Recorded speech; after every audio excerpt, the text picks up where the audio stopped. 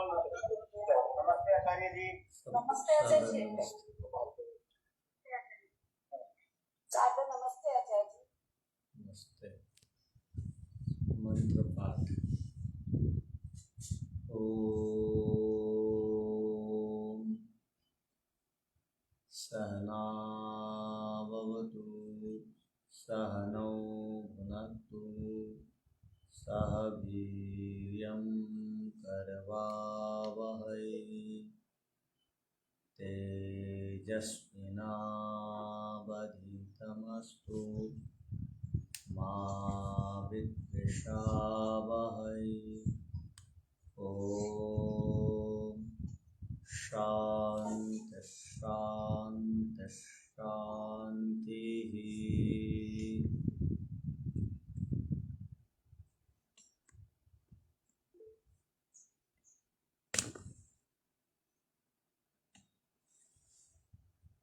सांख्य दर्शन के पंचम अध्याय के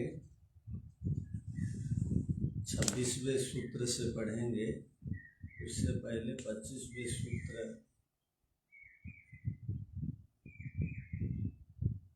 का सूत्रार्थ आदि पर विचार करते हैं। हमारा प्रसंग चल रहा था कि धर्म अधर्म और उसका फल सुख दुख,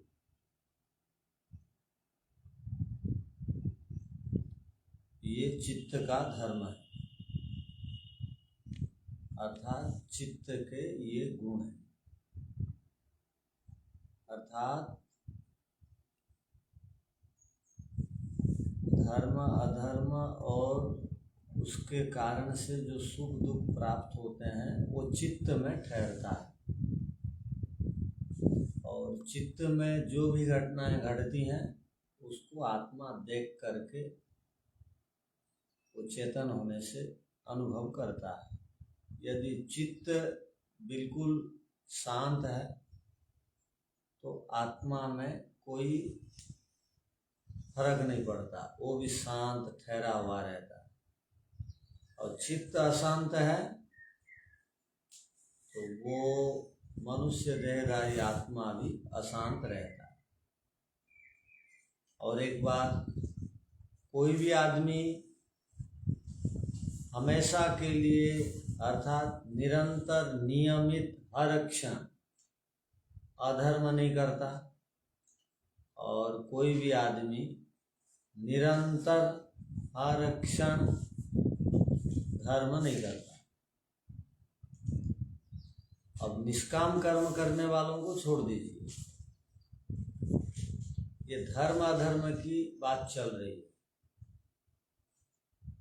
यदि कोई व्यक्ति अभी सुखी लग रहा है, अभी, तो इसका अर्थ है उसका वो धर्म का फल है। यदि कोई व्यक्ति दुखी है तो हम कह सकते हैं अधर्म का वो परिणाम है, क्योंकि आज तक अधर्म से किसी को सुख नहीं मिला है और धर्म से किसी को दुख नहीं मिला है। धर्म से किसी को दुख नहीं मिला है और अधर्म से किसी को सुख नहीं मिला है। ये प्रकृति का नियम है, सिद्धांत है। प्रकृति का नियम सिद्धांत क्या है? अधर्म से किसी को भी दुख सुख नहीं मिलता और धर्म से किसी को भी दुख नहीं मिलता है। कई बार आदमी धर्म करके भी दुखी रहता है। उसके पीछे कारण क्या है? अज्ञान है, नासमझ है, मूर्खता है, अविद्या है, वहां पर क्लेश है, वो समझ नहीं रहा।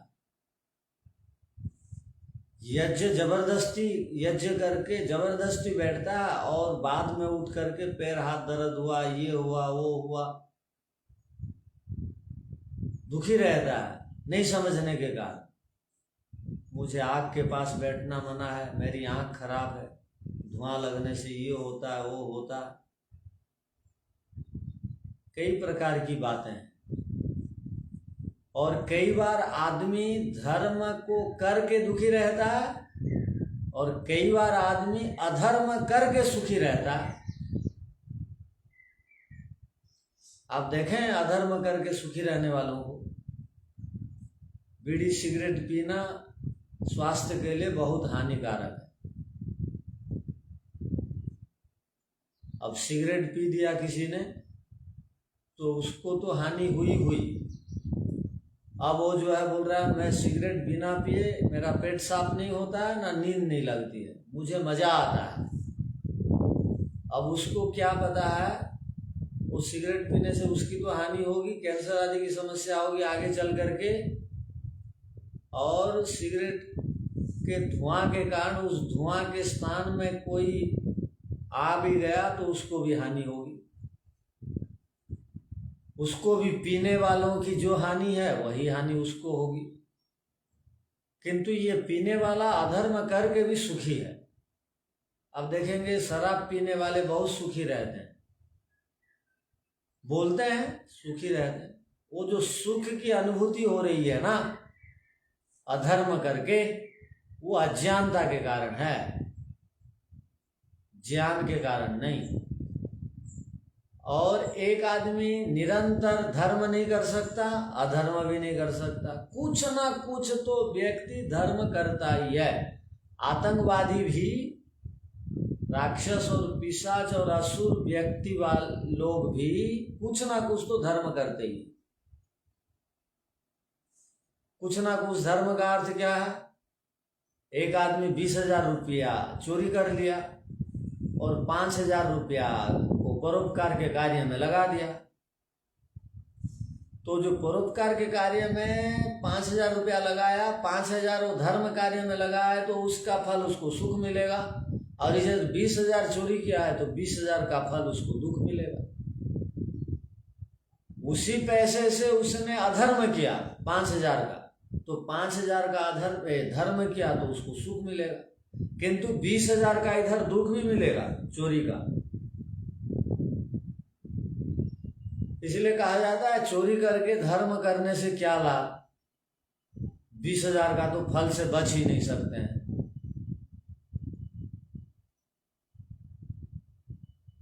अब धन नहीं है, चोरी करके देने से अच्छा है ईश्वर को मन से दूसरों के कल्याण की कामना कर दीजिए, उससे भी तो सुख मिलेगा, वो भी तो धर्म है। किंतु चोरी करके इधर 20,000 का दुख भी उठाओ और 5,000 सामान्य का सुख लो, ये कौन सी बड़ी बात हुई। तो यहाँ अभिप्राय है कि नासमझ लोग धर्म करके दुखी होते हैं, नासमझ लोग अधर्म करके भी सुख प्राप्त करते हैं, और अन्यायी 24 घंटा अन्याय नहीं करता, कुछ ना कुछ धर्म करता है। इसलिए कभी कभी आप उनको हंसते हुए खुशी खुशी संतोष वृत्ति वाले यदि देखते हैं कभी कभी, तो ऐसा मान के चलिए वो उसकी कुछ धर्म की मात्रा थी, इसलिए वो कुछ खुश है। किंतु वो अन्याय, जिसके प्रति अन्याय क्या है, उसके आते ही फिर उसका भय बन जाएगा, उत्पन्न हो जाएगा। अन्याय अधिक करता है तो कम समय के लिए सुखी होगा, अधिक समय के लिए दुखी रहेगा, क्योंकि बहुत प्रकार से वो अन्याय किया हुआ है, अधर्म किया हुआ है। तो कभी भी ऋषियों का वचन है, क्या है, धर्मात् सुखम अधर्मात् दुखम। धर्म करने से सुख मिलता है, अधर्म करने से दुख मिलता है, इससे तो कोई बचा नहीं सकता। यह हमारा प्रसंग चल रहा है, तो पूर्व पक्षी का वहां पर कहना है, क्या कहना है, यदि धर्म अधर्म आदि सुख दुख आदि हमको मिल रहे हैं तो उसका प्रभाव आत्मा के ऊपर पड़ता है। किंतु आपने पहले से ही कहा हुआ है कि आत्मा निर्लिप्त है, असंग है, विकारग्रस्त नहीं होता है, किंतु आप अब बोल रहे हैं कि सुखी दुखी धर्म अधर्म आदि की अनुभूति करता है। तो जब वो सुखी दुखी हो रहा है, जब वह धर्म अधर्म कर रहा है, तो वो जरूर प्रभावित होता होगा। ये पूर्व पक्षी का कहना है, और पूर्व पक्षी ने ही एक प्रमाण देकर के बताया क्या, कि असंगो ही अयम पुरुष, पुरुष को आपने पहले असंग कहा है। अब आपकी बातों से तो हम ऐसा अनुभव करते हैं कि आत्मा असंग नहीं है, संग वाला है, तो आप ही की बात आप क्यों काट रहे हो? तो उसी का समाधान अंतःकरण धर्मत्वम धर्मादि नाम सूत्र में दिया जाएगा। आपको क्या पूछना है? जी ओम सादर नमस्ते आचार्य जी। आचार्य जी, सुख और दुख फिर अज्ञानता और ज्ञान से ही रिलेट करेंगे ना? क्योंकि आसपास इससे कई बार देखा है कि जो बहुत धनवान परिवार रहते हैं ना, वो लोग भी अत्यंत दुखी रहते हैं कि उनका मन स्थिर नहीं रहता, मन में बहुत सारे उतार चढ़ाव, मतलब इतनी चंचलता रहती है उनमें, रात्रि को नींद नहीं आती।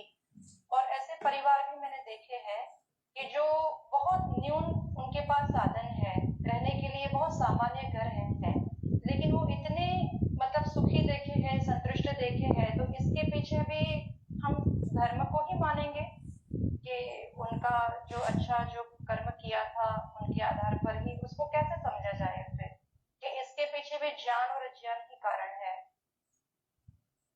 अभी क्या कहा गया? अभी उसी को तो विस्तार से बताया गया। जी वो आपने बताया आचार्य जी, लेकिन जो धनवान है ना, जो बहुत धनवान है, हम तो जो वही बड़े बोल बड़े रहे हैं। बंगलों में कोठी में रहते हैं, तो वो उनका कर्म जन्म पूर्व जन्म के कर्म का फल है, लेकिन वो कर्म फल तो उन्हें मिल गया है, लेकिन फिर भी वो रात्रि को नींद नहीं आती, इसका कारण अज्ञानता है।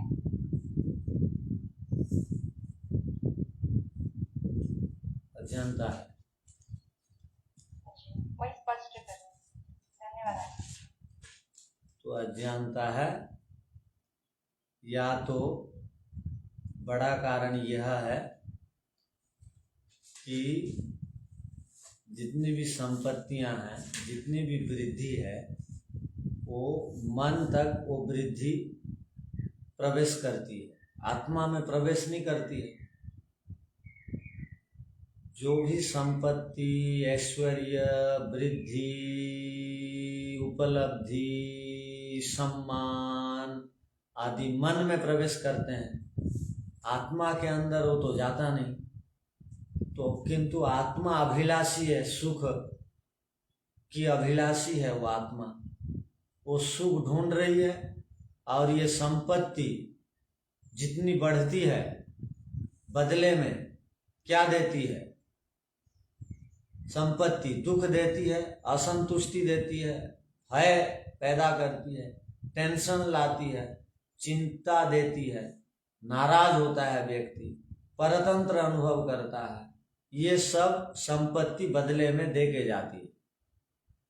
तो देती है संपत्ति, उससे आदमी उसका प्रयोग की विधा नहीं जानता है, उसको किस कार्य में लगाने से सुख मिलता है वो नहीं जानता है, और उस संपत्ति से ही सुखी हो जाऊंगा सोचता है।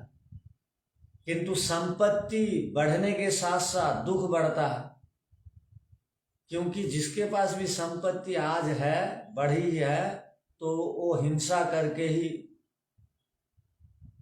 वो संपत्ति मिलती है। दूसरों को कष्ट दिए बिना किसी के पास कोई संपत्ति आई नहीं है आज तक। वो आत्मा में एंट्री नहीं करती है, प्रवेश नहीं करती संपत्ति, किंतु आत्मा की चाह है आनंद। संपत्ति वहां जाती नहीं, संपत्ति का लक्षण नहीं है कि वो सुख दे, तो आत्मा बेचैन रह करके बेचारा दुखी ही रहता है। अब अगर ईश्वर को प्राप्त कर लेता है तो उसको सब कुछ हो जाता है, माने सब कुछ की प्राप्ति होती है, तब उसको सुख की अनुभूति होती है। किंतु ये सूत्र को जो समझ जाएगा ना, ये जो जिस सूत्र को हम पढ़ रहे हैं, वो सूत्र को समझ जाने के बाद आदमी और सुखी दुखी नहीं होगा। क्यों? बाहर से मैं जितना भी समृद्ध होने पर भी मेरी आत्मा समृद्धि को प्राप्त नहीं होती है, वो जान लेगा। और बाहर से मैं जितना अधिक भी निर्धन होने पर भी आत्मा का गिरावट नहीं है, वो जान लेगा। शेयर बाजार में उत्थान पतन चलते रहता है, उसको देख करके व्यक्ति प्रभावित होते रहता है। अब शेयर बाजार में कुछ भी हो जाए, मेरी आत्मा की न्यूनता और वृद्धि उससे है ही नहीं, इसको जो समझ लेता है तो वो और सांसारिक उत्थान पतन से, शेयर मार्केट के गिरने और उभरने से वो प्रभावित नहीं होता है, न तो होते रहेगा, उसकी और कोई दवाई नहीं है, वो अज्ञान के कारण दुखी रहता है। तो उसको सांख्य दर्शन, योग दर्शन आदि ज्ञान की बातें जब समझ में आती हैं तब वो इसको समझता है। वो क्या समझता है? अंतःकरण धर्मत्वम धर्मादिना, ये जो सुख दुख, ये जो धर्म अधर्म, ये जो संपत्ति विपत्ति आदि जो भी प्राप्त होते हैं, ये धोखा किसी ने किसी को दे दिया, किसी के साथ किसी ने छल कर दिया, कोई हट के कारण आपको अपमानित कर दिया, ये सब मन के तक आकर के वहीं रह जाते हैं, मन से आगे नहीं बढ़ पाते हैं। तो और मन जो है नष्ट होने वाला है। मन में उतार चढ़ाव होने से आत्मा का कुछ आता जाता नहीं है। जब ये बात समझ में आ जाती है व्यक्ति, तो और दुखी सुखी होता नहीं है सांसारिक पदार्थों की प्राप्ति अप्राप्ति से। वो अब वो आध्यात्मिक संपत्ति की प्राप्ति की इच्छा करता है। वो जान लिया इनकी ताकत क्या है, इनकी कीमत क्या है, इनका सामर्थ्य क्या है, वो योगी आदमी जान लेता है। इनका सामर्थ्य नहीं है मुक्ति देना, इनका सामर्थ्य नहीं है ईश्वर प्राप्त कराना। वो जब जान लेता है इनको, वो तुच्छ समझता है। तो ये सूत्र को आप याद रखिएगा, ठीक है। अब सूत्र का अर्थ लिख लीजिए।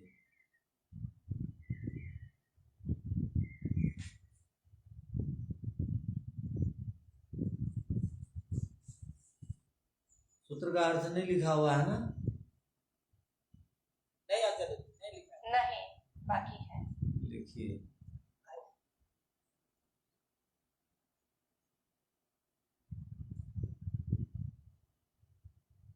पूर्व पक्ष की ओर से कहा जाता है कि, या पूर्व पक्षी की ओर से कहा जाता है कि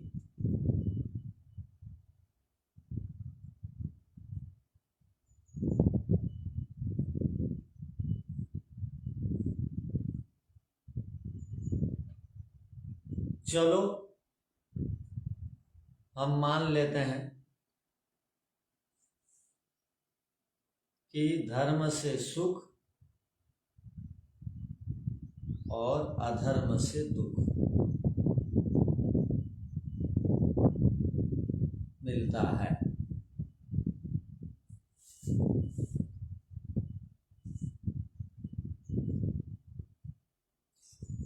किंतु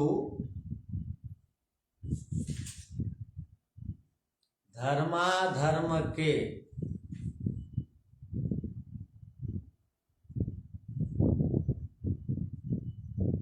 आधार पर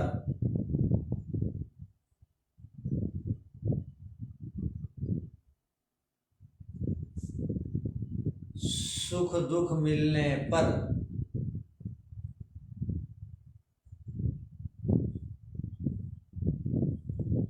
पुरुष बराबर आत्मा में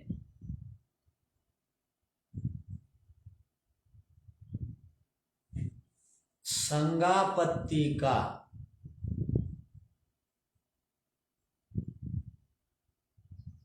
दोष आएगा।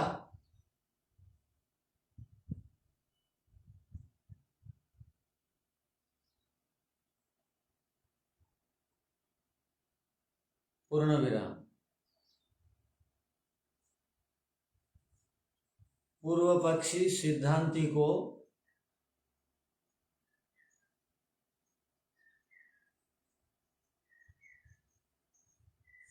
उन्हीं की बात को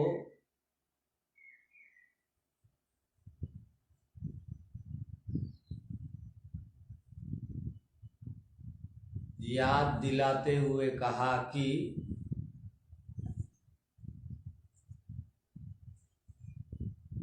आपने पहले ही कहा है कि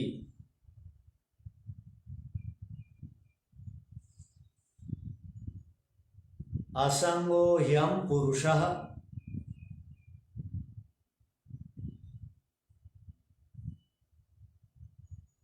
अर्थात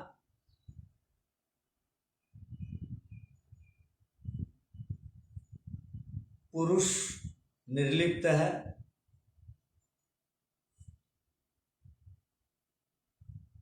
अर्थात धर्म अधर्म से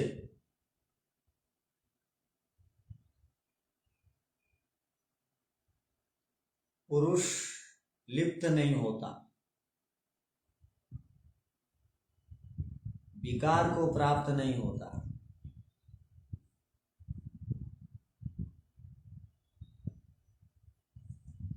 अर्थात आत्मा के साथ ये मिल ही नहीं सकते।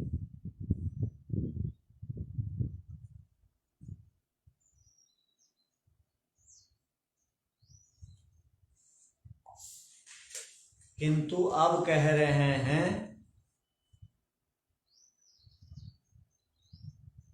कि धर्म से सुख और अधर्म से दुख मिलता है।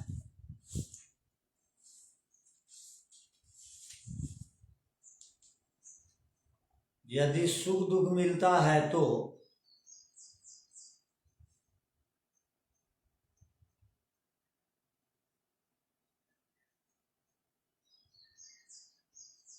पुरुष में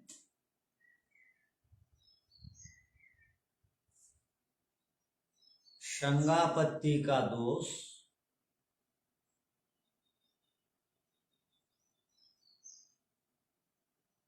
आएगा।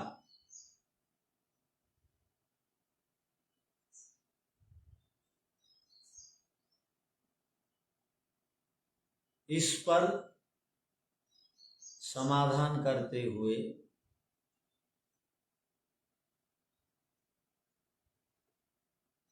सिद्धांती कहते हैं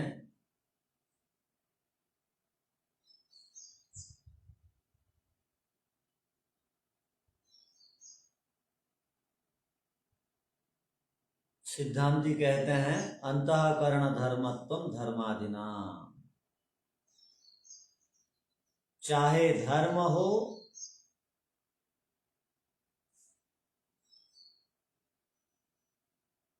या उससे मिलने वाला सुख हो,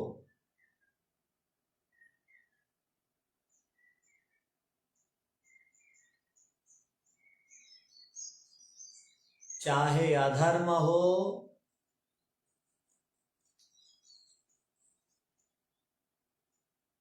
या उससे मिलने वाला दुख हो,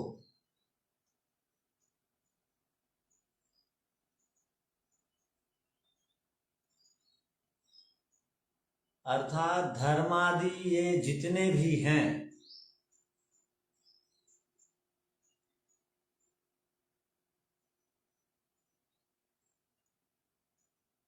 ये सब के सब अंतःकरण के धर्म हैं।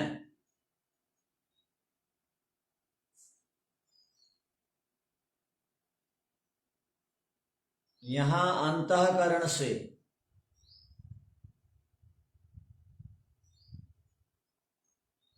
मन को ग्रहण करना चाहिए।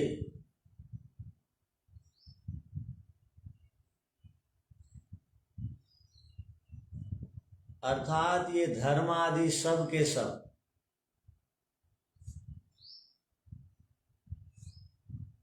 मन के गुण हैं।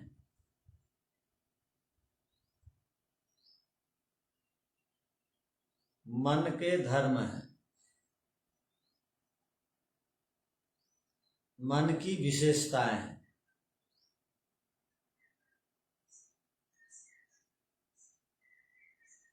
ये सब के सब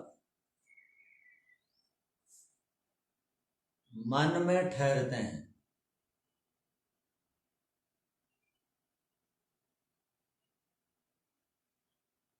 ये धर्मादि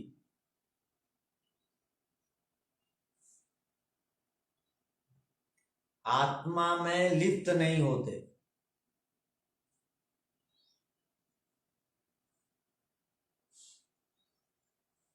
आत्मा इनसे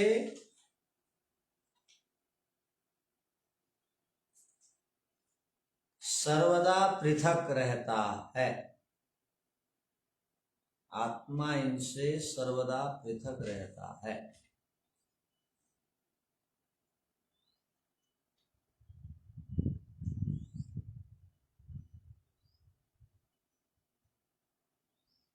धर्म अधर्म, सुख और दुख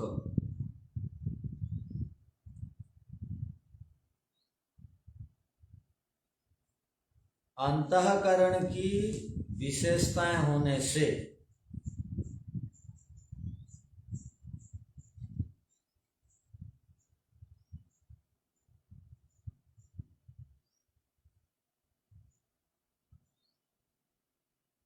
जीवात्मा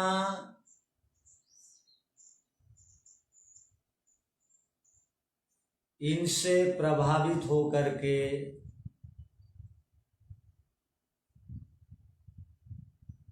परिवर्तन को प्राप्त नहीं होता।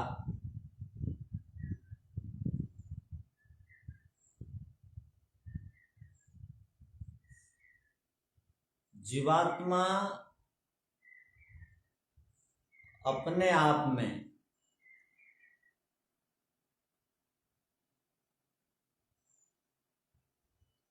नित्य शुद्ध बुद्ध व मुक्त स्वभाव वाला है।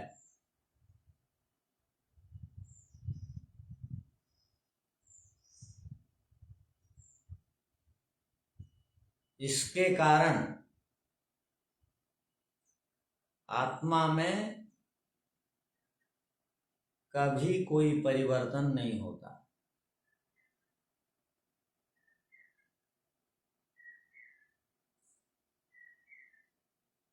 ना आत्मा कभी घटता है, न ही आत्मा कभी बढ़ता है।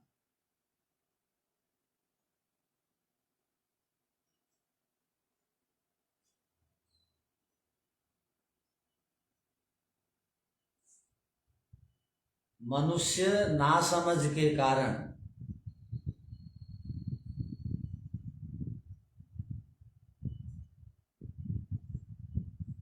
विवेक के अभाव में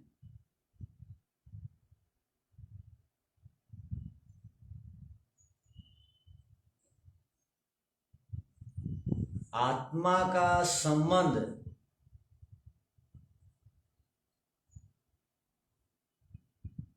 जिन पदार्थों के साथ नहीं है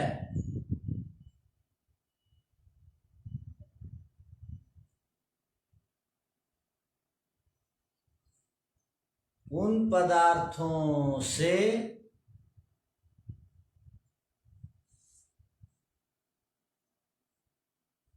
अपने को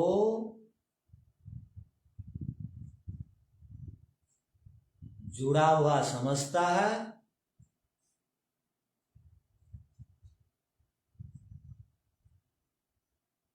उसी में फंसा रहता है,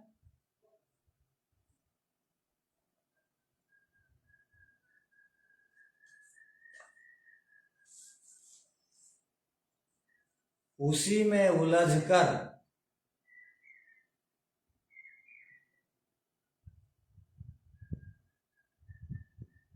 अशांत बेचैन रहता है।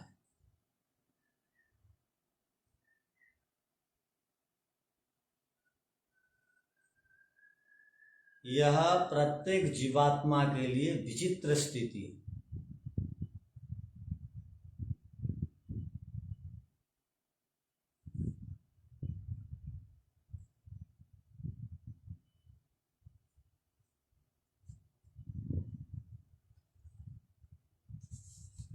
विचित्र स्थिति है या नहीं है?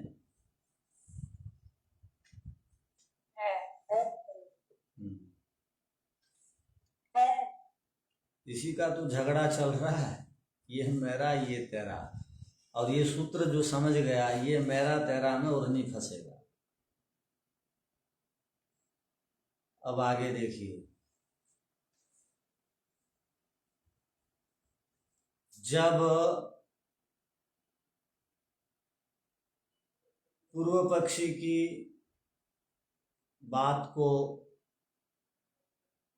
सप्रमाण सिद्धांती काट देता है,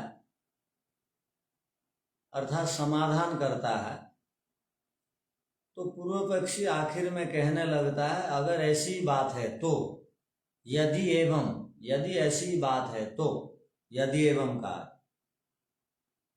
तर्हि अलम विवेकेन इति अत्र उच्यते। अलम माने रुक जाओ, ठहर जाओ, बस। विवेकेन अलम, अलम शब्द के साथ तृतीया विभक्ति होती है। कोई झगड़ा कर रहा है, कोई बातचीत कर रहा है, उसको रोकना है तो संस्कृत में क्या बोलेंगे? अलम वार्तालापेन, अलम विवादेन, बस लड़ाई झगड़ा से अपने आप को दूरी बनाओ, रुक जाओ, बस बहुत हो गया। तो यहां पर क्या कह रहे हैं देखिए, तरी तो अलम, बस विवेक है ना, विवेक की ओर क्या आवश्यकता है, मुक्ति की ओर क्या आवश्यकता है? यदि आत्मा में धर्म अधर्म सुख दुख आदि ज्यादा नहीं, आत्मा का उससे कोई लेना देना नहीं, तो विवेक प्राप्त करो, मुक्ति तक जाओ, ये सब आप कहते क्यों? ऐसा कह दो ना कि धर्म को अपनाओ, चित्त में धर्म को स्थापना करो, अधर्म को हटा दो। क्यों? अधर्म के कारण दुखी है और धर्म के कारण सुखी है, और धर्म ठहरता है चित्त में, मन में, तो मन में धर्म को आप बैठा दीजिए। विवेक, मुक्ति, ईश्वर आदि की बात मत करिए। मुक्ति की प्राप्ति के लिए तपस्या क्यों कर रहे हैं? शास्त्रों का अध्ययन की क्या आवश्यकता है इतने अधिक? अब जीवन में किसी को कष्ट मत दो, इससे धर्म हो जाएगा। तो धर्म को मन में बैठाओ और सुखी रहो। विवेक मुक्ति आदि की बात आप मत करिए, अर्थात विवेक मुक्ति आदि की आवश्यकता नहीं है। हम जो विवेक शांति मुक्ति की बात कर रहे हैं उसकी और क्या आवश्यकता है? ये पूर्व पक्षी का कथन ठीक है ना? नहीं नहीं? हाँ जी, हाँ जी। क्यों ठीक नहीं लग रहा? वो तो बिना विवेक तो धर्म, बिना विवेक तो कुछ हो ही नहीं पाएगा ना आचार्य जी। विवेक, विवेक के बिना तो। अच्छा, गांव के लोग इसका मतलब धर्म नहीं कर रहे हैं? धर्म कर रहे हैं लेकिन वो इतने, और आपने अभी कहा ना कि हर एक व्यक्ति रहता है ना, कोई भी मनुष्य वो हमेशा पूरा पूरा धर्म नहीं कर सकता, पूरा पूरा धर्म भी नहीं कर सकता, तो सुखी दुखी तो होता रहता है। तो मुझे ऐसा लग रहा है कि इसलिए तो निष्काम कर्म के लिए विवेक आवश्यक है। अच्छा, तो धर्म धर्म सहायक बनता है विवेक के लिए। अच्छा, यहाँ तो ये कहना चाह रहे हैं जब आत्मा में कुछ जाएगा ही नहीं, आत्मा के आगे आप कुछ भी करो, नो एंट्री का बोर्ड टंगा हुआ है, तो आप कुछ भी कर दीजिए, वहां से वहां तक कुछ पहुंचने वाला है ही नहीं, तो व्यक्ति क्यों पुरुषार्थ करे। आचार्य जी नमस्ते। लेकिन प्रभाव तो पड़ता है ना जी, जैसे दुख सुख का प्रभाव पड़ता है, आत्मा उससे प्रभावित होता है, मन के अंदर जो भी विचार है जैसे भी हम करते हैं, कब तक? उसी प्रकार से कब तक? जब तक जो ये मन हमारा जो है हमारे साथ रहेगा, जब तक ये प्रकृति में लीन नहीं होगा, तब तक तो इसका प्रभाव रहेगा उसके ऊपर, और उसके लिए जो है विवेक की और वैराग्य की आवश्यकता है। नहीं, जब तक हाँ जी, अयोगी आदमी, जो योगी नहीं है, वो मन का उथल पुथल से वो प्रभावित होता है।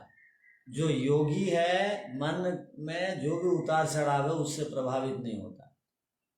वो इसीलिए प्रभावित नहीं होता क्योंकि विवेक के अनुसार उसने जान लिया है कि जो ये उथल पुथल है सारी की सारी, ये मेरे मन में है, आत्मा में नहीं है। आत्मा का जो है वो अपरिणामी है। अभी मुझे आप बताइए, अभी भारत सरकार जो है मुंबई में रहने वालों को सबको 1-1 करोड़ रुपया देगी, घोषणा की, और सबको 1-1 करोड़ रुपया भारत सरकार की ओर से प्राप्त हुआ। आपको नहीं मिला, आप मुंबई निवासी हैं, वहीं के वोटर आईडी है, आधार है, पैन नंबर है, आयकर देते हैं, आप अधिकारी हैं, नहीं मिला। अब आप सुखी दुखी होंगे या नहीं? नहीं, वही चीज है ना जी, वो मतलब अगर तो मैंने विवेक के द्वारा जान लिया कि पैसे की कोई वो है ही नहीं है, अहमियत नहीं है, तो फिर तो मैं नहीं होऊंगा। अगर मेरे अंदर अज्ञान है, अविवेक है, तो मैं उससे प्रभावित होऊंगा। हाँ, यही तो कह रहे हैं। हाँ जी। तो आप प्रभावित हो रहे हैं, और जो योगी आदमी वो क्या बोलेगा, ये तो मन को सुखी दुखी करने के ये सब साधन है, नहीं मिलने से आत्मा का अधा पतन नहीं हो गया, और मिल जाने से आत्मा की वृद्धि भी नहीं होने वाली। नहीं मिला, किंतु मुक्ति से तो कोई अलग नहीं कर सकता। तो वो विवेकी वो मुक्ति के लिए प्रयत्न करेगा, इससे प्रभावित नहीं होगा।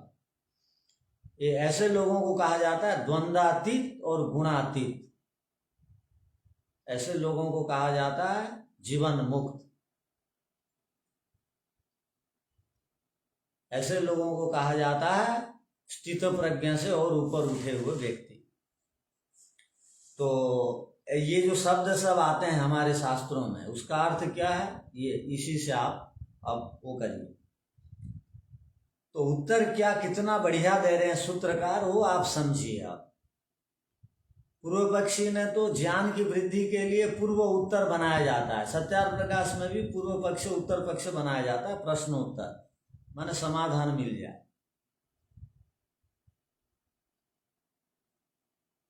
समाधान मिल जाए तो पूर्व पक्षी उत्तर पक्षी बनाते हैं। तो जैसे वहां पर एक प्रश्न आया सत्यार्थ प्रकाश में कि सृष्टि बनाने का क्या प्रयोजन है, तो महर्षि दयानंद जी को प्रश्न आया, अर्थात उन्होंने स्वयं प्रश्न बनाया, सृष्टि बनाने का क्या प्रयोजन। तो महर्षि दयानंद जी उत्तर पक्षी को, अर्थात प्रश्न करने वालों को ही प्रश्न एक कर दिए, नहीं बनाने के पीछे क्या प्रयोजन, नहीं बनाते। उसके बाद समझाने के बोले आंख है और आंख मिली हुई है आपको, आपके पास आंख है और हर समय आंख को बंद करके बैठे हैं, तो आंख का कोई भी प्रयोजन नहीं। और ईश्वर के पास सामर्थ्य है, बल है, ज्ञान है, शक्ति है, वो ज्ञान बल शक्ति कर्म फल देना आदि सब सामर्थ्य है। वो चुपचाप सृष्टि को बिना बनाए बैठे रहते, तो उनके सब साधनों का होना नहीं होने का कोई भी प्रयोजन नहीं था। इसलिए सृष्टि को इसलिए बनाते हैं, वो प्रश्नोत्तर के माध्यम से बोलते हैं, इसलिए सृष्टि को बनाते हैं। जैसे आंख है, आंख का सदुपयोग नहीं करेंगे या खोलेंगे ही नहीं, हर समय पट्टी बांध के रहेंगे, तो उससे बहुत हानि होगी, आप अपने प्रयोजन को प्राप्त नहीं करेंगे। वैसे ही ईश्वर के पास सब सामर्थ्य है, उसका वो सदुपयोग करता है। और सामर्थ्य होते हुए भी काम न करना, यह आलसी। और प्रमादियों का काम है। ईश्वर आलसी प्रमादी नहीं है, और ईश्वर सबको मोक्ष देना चाहते हैं, इसलिए सृष्टि बनाते हैं, सबको पुरुषार्थी बनाना चाहते हैं। ईश्वर ये नहीं चाहते हैं कि ये प्रलय में सब जीवात्मा बेहोश होकर के पड़े रहें। अब वहीं पर एक प्रश्न आया, आपको मनुष्य शरीर दे दिया जाए और कोमा में रख दिया जाए, आपको कैसे लगेगा? कुछ भी नहीं लगता ना स्वामी जी। नहीं, बिल्कुल अच्छा नहीं लगेगा। नहीं, दूसरे लोगों को अच्छा नहीं लगेगा।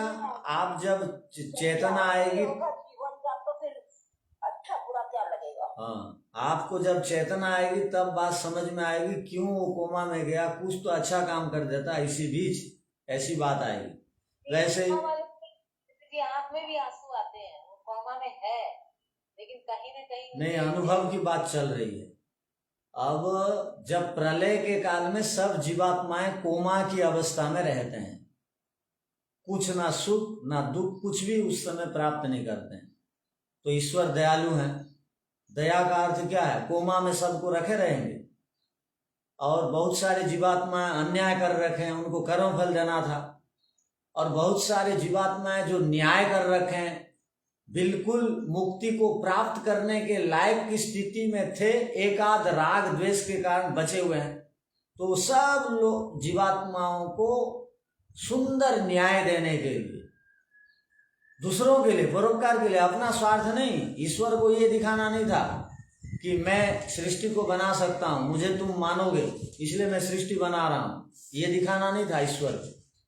ईश्वर इसलिए सृष्टि बनाते हैं कि ये सब जो मुक्ति को प्राप्त करने के लायक लोग थे ये प्राप्त कर लें, और दूसरे जो भटक रहे हैं, दुखी हैं, वो अपने कर्म फल को भोग करके आगे बढ़ जाएं। इस दृष्टि से परोपकार की कामना से ईक्षण करते हैं, सृष्टि बनाते हैं।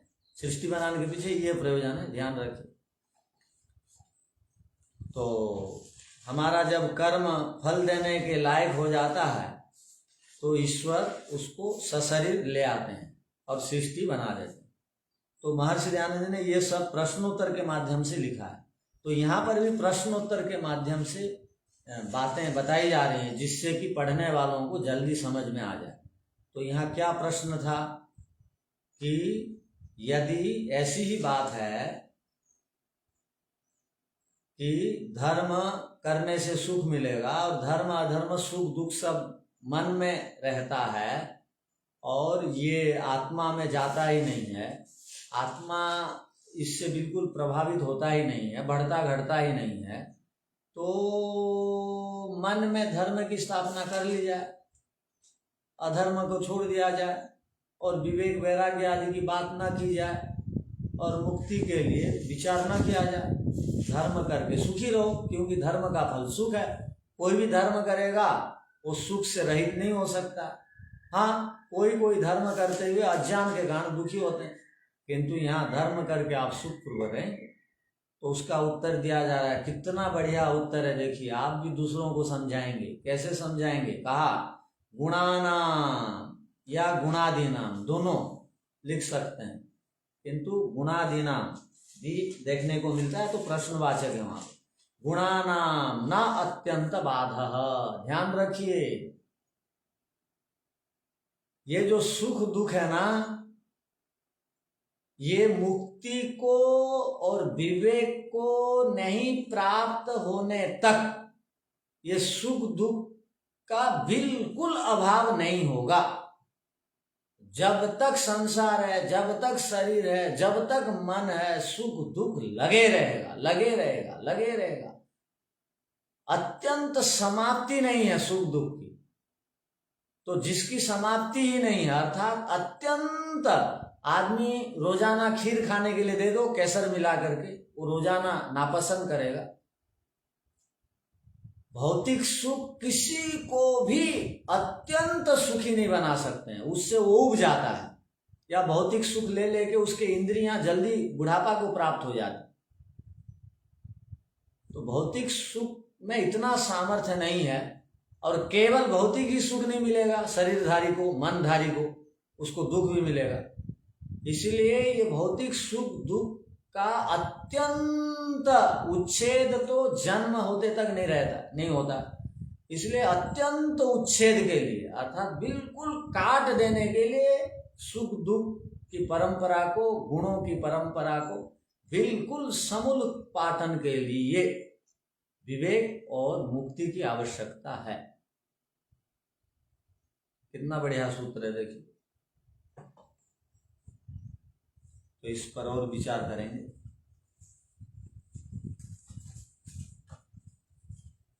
ओम शांति शांति शांति। सबको सादर नमस्ते।